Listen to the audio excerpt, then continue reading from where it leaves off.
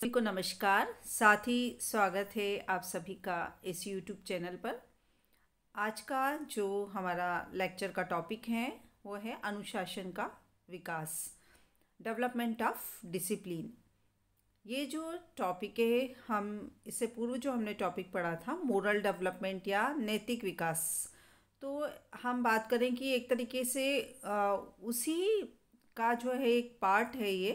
अनुशासन। तो आप कई उसमें देखेंगे बुक्स में, तो आपको अलग से मिलेगा ये टॉपिक डिसिप्लिन। और किसी जगह जो है वो आपको, जब भी आप चाइल्ड डेवलपमेंट की या ह्यूमन डेवलपमेंट की कोई रेफरेंस बुक या नोट बुक देखेंगे तो उसमें आपको या टेक्स्ट बुक देखेंगे तो उसमें आपको मोरल डेवलपमेंट का जो टॉपिक है उसी के साथ जो है डिसिप्लिन वाला जो टॉपिक है वो मिलेगा।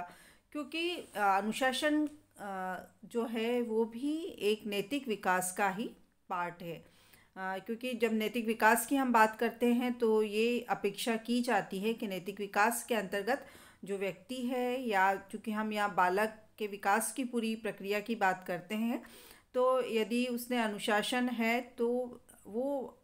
जितने भी नैतिक नियम हैं या मोरल जो वैल्यूज़ हैं उनको बालक जो है वो अच्छे प्रकार से सीख सकता है। तो हम आज के इस टॉपिक में जो है वो चर्चा करेंगे। जो मेन, ऐसे तो डिसिप्लिन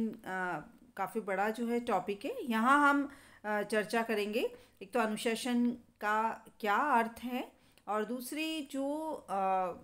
अभिभावक के द्वारा या पेरेंट्स के द्वारा जो टेक्निक्स अपनाई जाती है घर में बच्चों के पालन पोषण के लिए अनुशासन से संबंधित, वो कौन कौन सी टेक्निक्स जो है वो होती हैं जो कि बच्चों के पालन पोषण में काम में जो है वो आती हैं, या जो अभिभावक जो है जिनका प्रयोग करते हैं। तो सबसे पहले हम बात जो करेंगे वो करेंगे कि अनुशासन जो है वो होता क्या है। तो हम सभी जानते हैं कि जीवन में जो अनुशासन है उसका जो है वो बहुत ही महत्वपूर्ण जो है वो स्थान है। अनुशासन जो है वो विभिन्न योग्यताओं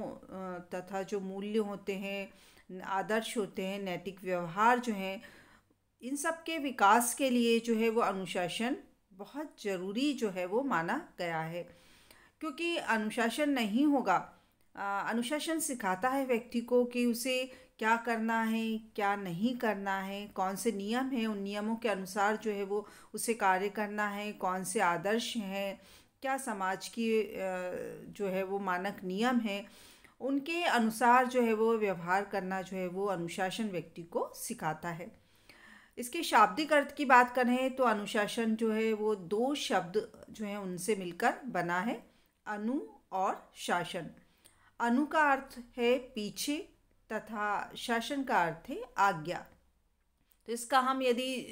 दोनों को मिलाकर देखते हैं, अनुशासन तो आज्ञा के पीछे चलना, अर्थात आज्ञा का पालन करना ही अनुशासन जो है वो कहलाता है। यहाँ आज्ञा से तात्पर्य है कि आज्ञा मतलब किसी ने कोई कार्य बोल दिया और उसको कर लिया तो अनुशासन है, ऐसा नहीं है। कि जो भी नियम बने हैं या जो मूल्य है उनके अनुसार या उनकी आज्ञा से जो है वो कार्य करना, वो अनुशासन जो है वो कहलाता है। सरल शब्दों में अनुशासन से जो तात्पर्य है वो है प्रशिक्षण एवं अधिगम की जो है, अधिगम मतलब सीखना या लर्निंग, अधिगम की उस प्रक्रिया से है जो बालक की वृद्धि एवं विकास जो है उसमें सहायता प्रदान करता है। जो भी बच्चे को जब कोई चीज़ सिखाई जाती है, उसे ट्रेनिंग दी जाती है, प्रशिक्षण दिया जाता है, या जो भी उसे सिखाने के लिए जो है वो प्रक्रिया अपनाई जाती है, तो उसमें यदि अनुशासन रहता है, बच्चा जो है उसमें अनुशासित होकर जो है वो सीखता है, तो बच्चे के वृद्धि और विकास जो है दोनों में ही बालक के लिए जो है वो सहायता होती है। एक जो मनोवैज्ञानिक है विंसेंट एन मार्टिन, इन्होंने अनुशासन का जो महत्व है उसको स्पष्ट करते हुए लिखा है, everyone needs discipline. Discipline it means rules and conduct in order to adjust his needs and desires to those of others, and in order to keep the affection and approval of people around him। जो भी जो इन्होंने इसका महत्व बताते हुए ये बात लिखी है कि हम जब अनुशासन का पालन करते हैं या व्यक्ति जो है वो अनुशासन का पालन करता है, तो वो दूसरे की इच्छा को भी जो है वो समझता है और एक तरीके से उसे अप्रूवल भी जो है वो मिलता है। जो भी वो कार्य करता है वो अनुशासन में रहकर करता है, तो उसे जो है वो समाज का जो है एक स्वीकृति हम कह सकते हैं, या एक अप्रूवल जो है उसे समाज के द्वारा जो है वो प्राप्त होता है। तो ये तो हुआ कि अनुशासन जो है वो क्या है, ये तो हमने एक विंसेंट की जो डेफिनेशन है उसमें इसके महत्व को समझा। वैसे हम सामान्य तौर पर यदि चर्चा करें तो अनुशासन जो है वो बालक के जीवन में जो है वो महत्वपूर्ण स्थान जो है वो रखता है, क्योंकि अनुशासन के माध्यम से ही हम बात करते हैं कि बहुत सारे जो गुण हैं वो बालक में जो है वो विकसित होते हैं। एक तरह से अनुशासन जो है वो सफलता प्राप्त करने के लिए भी आवश्यक है, क्योंकि कहा जाता है ना, आपके जो हमारे पेरेंट्स होते हैं वो हमेशा जो है वो यही बात शिक्षा देते आए हैं कि हम अनुशासित रहकर अपनी पढ़ाई करेंगे, यदि हम खेल रहे हैं तो उसमें अनुशासन का ध्यान रखेंगे, या हम अपनी जो जीवनचर्या है उसमें यदि डिसिप्लिन का ध्यान रखेंगे तो हम जल्दी से जो है वो सफलता जो है वो जीवन में प्राप्त कर सकते हैं। इसी तरह से सामाजिक समायोजन के लिए भी अनुशासन जो है वो महत्वपूर्ण है, क्योंकि यदि व्यक्ति अनुशासित है तो वो समाज के नियम आदर्श जो है उनको जल्दी से स्वीकार कर लेगा और उसके अनुसार जो है वो व्यवहार करने का प्रयास वो करेगा। दूसरी बात हम कहें कि व्यक्तित्व के विकास में भी जो है वो अनुशासन का महत्वपूर्ण स्थान है, क्योंकि अनुशासित जो व्यक्ति है जीवन में वो विभिन्न गुण जो है उसमें अपने आप ही धीरे धीरे आते जाएंगे, या उनको अनुशासन में रहकर वो सीखने का प्रयत्न करेगा। तो ऐसे बच्चे जो है या ऐसे बालक जो है उसके व्यक्तित्व का विकास भी जो है वो अच्छा जो है होता है। एक ही साथ में हम देखें कि जो उससे जो अपेक्षा की जा रही है कार्य की बालक से, यदि वो उसमें अनुशासन का गुण है तो वो जल्दी से आगे जो है वो बढ़ता जाता है, या वो अग्रसर जो है वो होता जाता है। तो एक तरह से हम बात करें कि एक अनुशासन जो है वो एक पर्सनालिटी जो है वो उसका निर्माण तो करता ही है बालक के। एक अच्छे चरित्र निर्माण में भी जो है वो अनुशासन जो है उसकी भूमिका होती है, क्योंकि अनुशासन के माध्यम से नैतिक गुण, मूल्य, आदर्श जो कि समाज द्वारा मान्य हैं उनको बालक जो है वो जल्दी से प्राप्त करता है। इस तरह से सर्वांगीण विकास में जो है वो बालक के अनुशासन जो है उसका एक मुख्य रोल जो है वो होता है। ये हमने बात की कि अनुशासन का अर्थ क्या है और इसका एक सामान्य तौर पर हमने महत्व की चर्चा की, क्योंकि हम वैसे देखा जाए तो हम सभी जो है वो अनुशासन के महत्व से जो है वो जीवन में परिचित हैं। यदि हम भी कोई कार्य जो है वो अनुशासित होकर करते हैं तो उस कार्य को हम जल्दी से जो है वो सीख लेते हैं, या असफल होने पर भी जो है वो बार बार उसके लिए जो है वो प्रयत्न करते हैं। अब हम चर्चा करेंगे कि अनुशासन की जो प्रविधियां हैं वो कौन कौन सी होती हैं। टेक्निक्स ऑफ डिसिप्लिन, ये हम बच्चों के संदर्भ में बात कर रहे हैं। तो ऐसी कौन सी टेक्निक्स हैं जो घर पे जो है वो आमतौर पर बच्चों के पालन पोषण के लिए जो है वो काम में ली जाती हैं, क्योंकि अभी हमने चर्चा की कि अनुशासन जो है वो बहुत बड़ा पार्ट है बालक के विकास की प्रक्रिया में। अब पेरेंट्स जो उसको किस तरीके से ले रहे हैं, वो कितना अनुशासन जो है वो बच्चे में विकसित करने का प्रयास कर रहे हैं, क्या बच्चा जो है वो उनके कहे अनुसार जो है वो कार्य कर पा रहा है, वो सब निर्भर करता है कि वो किस प्रकार की अनुशासन की प्रविधियां जो है वो काम में ले रहे हैं। तो हम यहाँ 3 जो अनुशासन की प्रविधियां हैं उनकी चर्चा करेंगे। पहली होती है प्रभुत्वशाली प्रविधि, ऑथोरिटेरियन टेक्निक्स जिसे कहा जाता है। दूसरी जो विधि है प्रजातांत्रिक प्रविधि है, जिसे डेमोक्रेटिक टेक्निक कहा जाता है। और तीसरी जो है वो अनुमतिपूर्ण विधि, जिसे परमिसिव टेक्निक जो है वो कहा जाता है। सबसे पहले हम चर्चा करते हैं प्रभुत्वशाली प्रविधि की, या इसको प्रभुत्वात्मक प्रविधि भी कहा जाता है। जैसे हम इसके जो नाम को पढ़ रहे हैं तो हमें समझ में आ रहा है कि प्रभुत्व रखना। अब प्रभुत्व किसका? जो बच्चों का पालन पोषण कर रहा है वो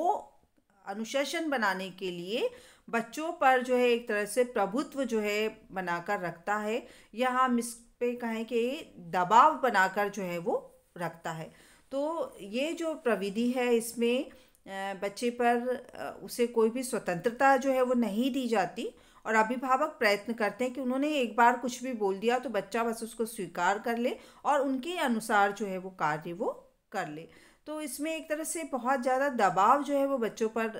बनाया जाता है और पेरेंट्स जो है उसी दबाव के माध्यम से जो है बच्चे में से कार्य करने का प्रयत्न करते हैं। प्राचीन समय में हमने या हम कहें पुराने समय की बात कहें अपने दादी नानी या उस तरह के समय की,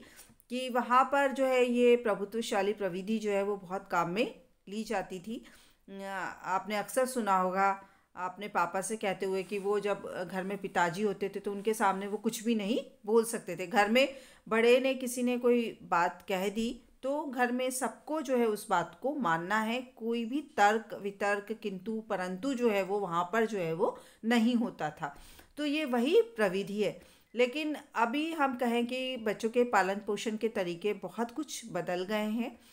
एक जो वातावरण में जो या हम कहें कि परिवेश में जो परिवर्तन आया है या समाज जो परिवर्तन के दौर से गुजर रहा है, उसमें हम कहें वर्तमान में ये प्रभुत्वशाली प्रविधि यदि बच्चों के साथ काम में ली जाती है तो ना तो बच्चे जो है उसको स्वीकार कर पाएंगे या कर पाते हैं, और साथ ही जो इसमें बहुत सारी कमियां जो है वो इस प्रविधि को अपनाया जाता है तो जो है वो बच्चों के पालन पोषण में रह जाती है। जैसे हम चर्चा करें कि बच्चे जो है वो उनको स्वतंत्रता नहीं है यदि किसी कुछ भी बोलने की, या पेरेंट्स ने कुछ कह दिया तो वो तर्क नहीं कर सकते, तो ऐसे बच्चे जो है क्या उनमें धीरे धीरे आत्मविश्वास की कमी होती जाती है, वो अंतर्मुखी होते जाते हैं और फिर वो किसी के भी सामने जो है वो बहुत जल्दी आत्मविश्वास से जो है वो बात जो है वो अपनी नहीं रख पाते। दूसरी जो एक कमी है इसमें कि इसमें बालक में जो अनुशासन का विकास होता है वो बाहर से तो हो जाता है क्योंकि बालक जो है वो डर से कर रहा है, लेकिन आंतरिक अनुशासन जो है उसमें विकसित नहीं हो पाता क्योंकि जो मान लीजिए जिसका भी प्रभुत्व है या जो अनुशासन जो है वो रख रहा है, वो जब तक सामने है बच्चों के तब तक तो बच्चे जो है उसकी बात मान रहे हैं और उसके कहे अनुसार जो है वो व्यवहार कर रहे हैं, लेकिन वो अंदर से जो है उसको स्वीकार नहीं कर पा रहे हैं क्योंकि तर्क वितर्क नहीं कर पा रहे हैं, कोई भी बात जो है वो अपनी नहीं कह पा रहे। तो इससे क्या होता है कि वो आंतरिक जो एक अनुशासन होता है वो उनमें विकसित नहीं हो पाता है, जबकि अच्छे अनुशासन के लिए ज़रूरी है कि बच्चा जो है या व्यक्ति जो है किसी भी बात को अंतःकरण से जो है स्वीकार करे, क्योंकि तभी वो जल्दी से सीखता है या उस अनुसार कार्य करता है। नहीं तो क्या है, वो सिर्फ उसका व्यवहार जो होगा वो दिखावे के लिए होगा और उसी तरह का व्यवहार जो है वो धीरे धीरे जो है वो करेगा। ये जो प्रविधि है इसमें दंड का भी प्रावधान होता है क्योंकि प्रभुत्व रख के अनुशासन किया जा रहा है तो बच्चा जो है वो इसी कोई कार्य नहीं करता तो उसे दंड भी दिया जाता है। साथ ही बहुत कठोर नियम जो है वो इस प्रविधि में जो है वो रखे जाते हैं ताकि किसी भी प्रकार से उनको तोड़ने की संभावना जो है वो ना रह पाए। तो ऐसे जो बालक है उनका व्यक्तित्व जो है वो धीरे धीरे उसमें इस तरह की जो अभी हमने चर्चा की कि अंतर्मुखी है, आत्मविश्वास की कमी जो है वो इस प्रकार की चीज़ें जो हैं वो उसमें विकसित होने की संभावना रहती है। दूसरा जो है वो कितनी बार वो घर में तो अनुशासित है लेकिन बाहर जाकर जो है उस अनुशासन का पालन वो नहीं करता है, या एक तरह से उसे बाहर घर में जो है वो बंधन है और बाहर एकदम से स्वतंत्रता मिलती है तो वो कई गलत कार्यों की ओर जो है वो प्रवृत्त हो जाता है। अब हम दूसरी प्रविधि की चर्चा करते हैं, वो है प्रजातांत्रिक प्रविधि, डेमोक्रेटिक टेक्निक। ये हम सभी जानते हैं प्रजातंत्र का अर्थ कि सभी व्यक्ति को बोलने का जो है वो अधिकार है। तो ये जो प्रविधि है इसमें यही है कि बच्चे को जो है अनुशासन का पाठ पढ़ाया जाता है लेकिन साथ ही जो है उसकी बातों को भी सुना जाता है। ऐसा नहीं कि एक बार नियम बना दिए या कठोर नियम बना दिए अब बच्चे को उसकी का पालन ही करना है। तो इसमें जो है वो बच्चे को बहुत कुछ अपना अपने बारे में या अपनी बात उसे कुछ गलत लगता है या उसे कहीं लगता है कि नहीं ये कार्य इस प्रकार से नहीं इस प्रकार से होना चाहिए, तो वो अपनी मन की बात जो है वो अपने अभिभावक से या जो भी पालन पोषण कर रहे हैं उसका, उनसे जो है वो उस बात को जो है वो कह सकता है। तो एक तरह से हम कहें कि ये जो प्रविधि है एक अनुशासन की अच्छी प्रविधि है, या इसे एक श्रेष्ठ प्रविधि जो है वो अनुशासन की माना जाता है, क्योंकि इसमें कठोर नियम के साथ साथ जो है वो बच्चे भी अपनी बात जो है वो अपने अभिभावक के सामने जो है वो कह सकते हैं। तो इसमें जो है ज़रूरी नहीं है कि जो पेरेंट्स ने बोल दिया बच्चा जो है उसी तरीके से जो है उनके अनुसार ही जो है अपेक्षित व्यवहार जो है वो करेगा। इसमें जो है वो बच्चे को यदि वो अच्छा कार्य करता है तो उसे पुरस्कार भी दिया जाता है और साथ ही वो दंड भी दिया जाता है। यदि गलत कार्य कर रहा है तो उसे दंड भी दिया जाता है, लेकिन साथ ही समय समय पर उसके द्वारा किए गए कार्यों को का जो है वो अनुमोदन किया जाता है, उन्हें स्वीकार किया जाता है। और पुरस्कार देने के साथ साथ जो हमने बात कही दंड, पुरस्कार ही जो है वो ज़्यादा बच्चे को जो है वो दिया जाता है, दंड जो है वो उतना जो है वो नहीं दिया जाता। तो एक तरह से ये अच्छी एक बच्चों के पालन पोषण के लिए अच्छी प्रविधि है कि बच्चे जो है इनमें ऐसे वातावरण में जो बच्चे पलते हैं जिनका पालन पोषण होता है, वे बच्चे जो है वो एक अच्छे व्यक्तित्व का निर्माण जो है उन बच्चों में होता है, क्योंकि अभिभावक जो है उसकी छोटी सी छोटी बात को ध्यान में रखते हैं और उस ध्यान में रखते हुए वो अनुशासन के जो तरीके हैं उनको अपनाते हैं, अनुशासन के लिए जो नियम बनाते हैं वो बालक के विकास की प्रक्रिया को ध्यान में रखते हुए जो है वो बनाते हैं। तो एक अच्छे व्यक्तित्व का निर्माण होने की पूरी संभावना जो है वो रहती है यदि माता पिता जो है इस प्रकार के अनुशासन की प्रवृत्ति को अपनाते हैं। तीसरी जो प्रविधि है अनुमतिपूर्ण प्रविधि, परमिसिव टेक्निक, ये जो फर्स्ट हमने टेक्निक पढ़ी प्रभुत्वशाली प्रविधि, उसके बिल्कुल अपोजिट है। जैसे उसमें जो है अभिभावक जो है पूरी तरह बंधन लगा देते हैं, इसमें क्या होता है कि इस प्रविधि में बालक को जो है पूर्णता स्वतंत्रता जो है वो दे दी जाती है। बच्चे अब स्वतंत्र हैं और वो अपनी इच्छा से जो भी डिसीजन लेना चाहें, जो भी कार्य वो करना चाहें, वो जो है वो कार्य कर सकते हैं। तो ये प्रविधि जो है ये भी हम बात कहें कि एक उचित बच्चों के पालन पोषण के लिए एक उचित प्रविधि जो है वो इसको भी हम नहीं कह सकते हैं, क्योंकि इसमें बच्चे के लिए जो है वो हम सभी जानते हैं कि बहुत सारे ऐसे कार्य होते हैं जिनमें बच्चा जो है वो निर्णय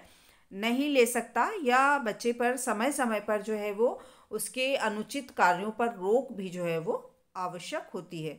लेकिन ये जो अनुमतिपूर्ण प्रविधि जो पेरेंट्स अपनाते हैं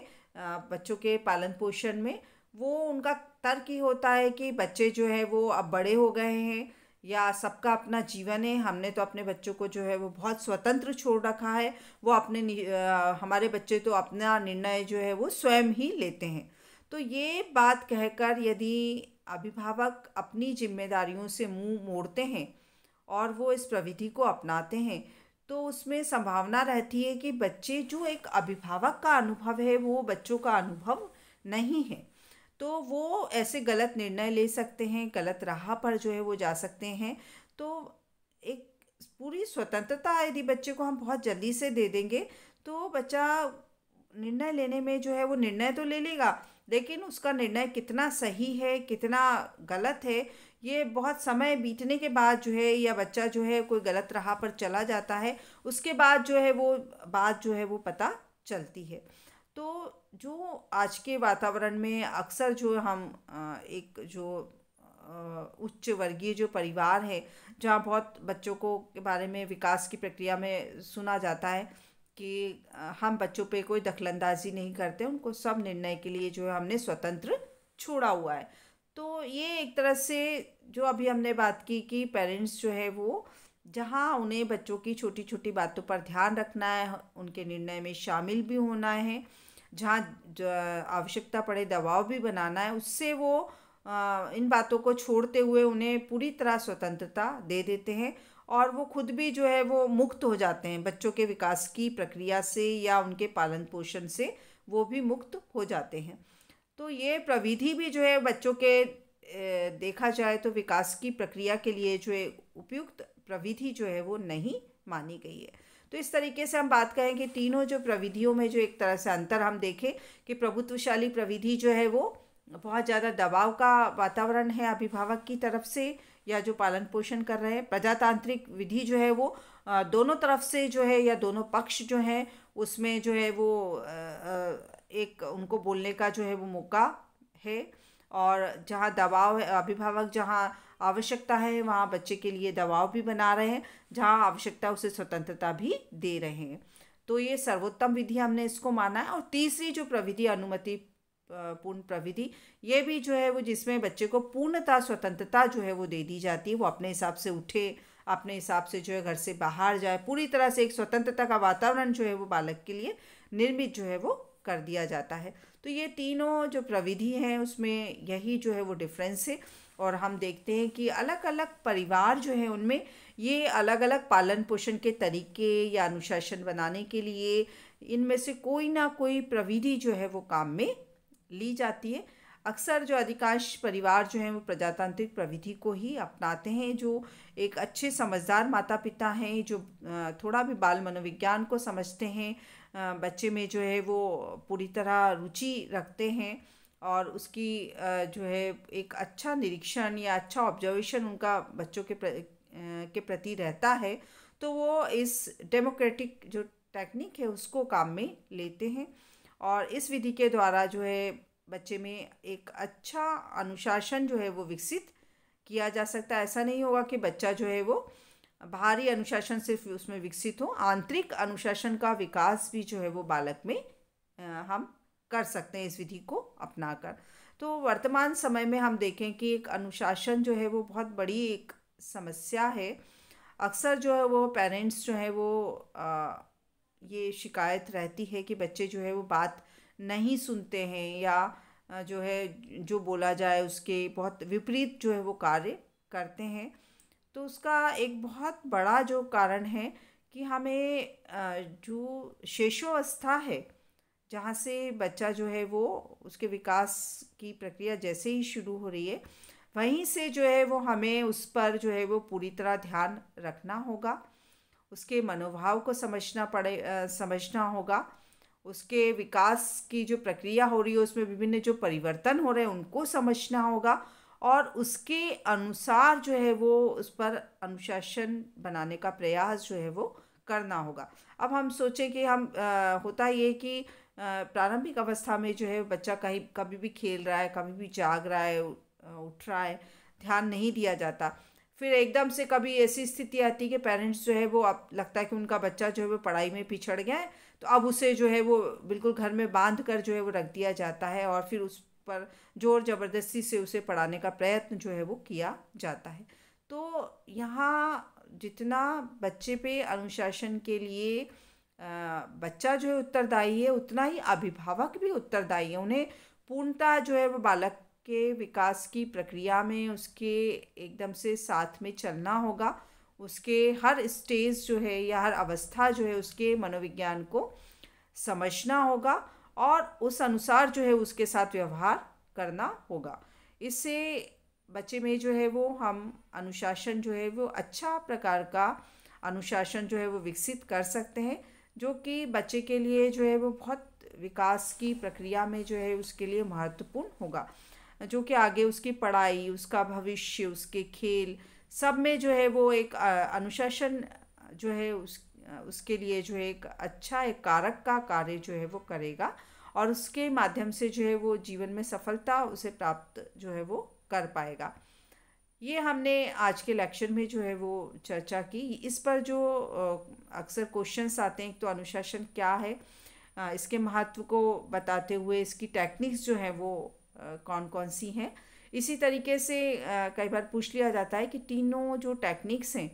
अनुशासन की प्रविधियां जो हैं उनका तुलनात्मक अध्ययन जो है वो करिए और आपके नज़रिए में बताइए कि कौन सी जो टेक्निक है वो पालन पोषण की जो है वो सर्वोत्तम विधि है। तो इस प्रकार से ये आज के इस टॉपिक में हमने चर्चा की कि अनुशासन जो है वो होता क्या है और साथ ही जो है वो हमने अनुशासन की विभिन्न प्रविधियां जो है इन पर चर्चा जो है वो की। आज के लिए इतना ही। अनुशासन का टॉपिक वैसे तो यदि हम